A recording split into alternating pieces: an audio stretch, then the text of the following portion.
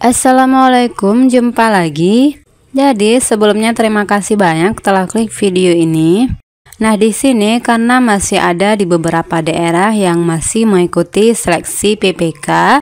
Jadi pada video kali ini kita bahas dulu tentang soal wawancara PPK, yang mana soal wawancara ini sering ditanyakan ketika tes nantinya. Jadi sebelumnya kita bahas dulu bagian part 1-nya tentang soal wawancara, yang mana soal wawancaranya yakni sebagai berikut. Yang pertama, apa yang dilakukan setelah terpilih sebagai PPK?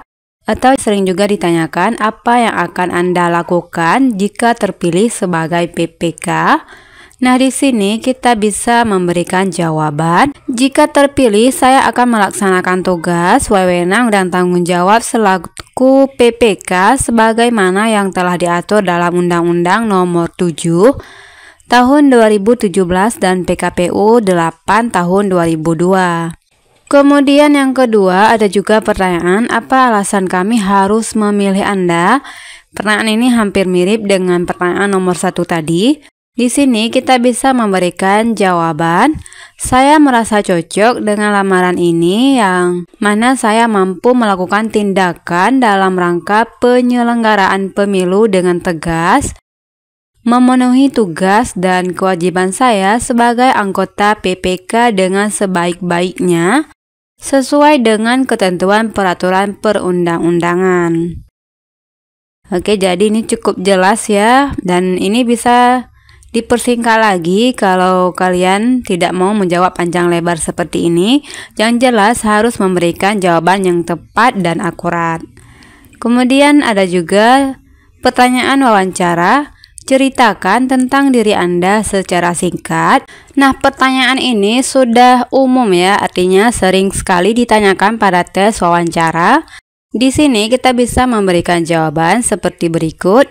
Uraikan tentang diri Anda mulai dari latar belakang, minat, dan pengalaman. Jelaskan hal-hal ataupun pengalaman yang menyangkut dengan kepemiluan baik pilpres, pilkada, atau pileg, baik sebagai anggota PPK, PPS, maupun anggota Bawaslu Kecamatan. Kita lanjut, ada juga pertanyaan, yakni nomor 4, apa motivasi Anda menjadi anggota PPK Pilkada tahun 2024 ini? Nah, di sini kita bisa memberikan jawaban. Motivasi saya yakni untuk ikut serta sebagai pelaksana dan ikut membantu menyukseskan pilkada di desa masing-masing atau di kecamatan masing-masing. Selain itu membantu menjamin bahwa pilkada akan berlangsung secara langsung, umum, bebas, rahasia, jujur, dan adil. Kemudian pertanyaan wawancara selanjutnya, bagaimana cara mengatasi masalah yang muncul di PPK? Nah, pertanyaan ini harus diantisipasi, pasti akan muncul pada tes wawancara nantinya. Oke, kita bisa memberikan jawaban seperti berikut. Masalah diselesaikan dengan rapat pleno, rapat koordinasi, dan koordinasi dengan KPU, serta menyelesaikan masalah sesuai peraturan dan perundang-undangan.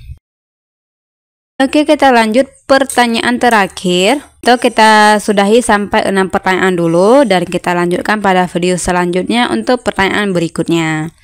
Jadi pada pertanyaan ke-6 ini, apa yang Anda lakukan jika terpilih sebagai anggota PPK Pilkada tahun 2024? Di sini kita bisa menjelaskan ataupun memberi jawaban.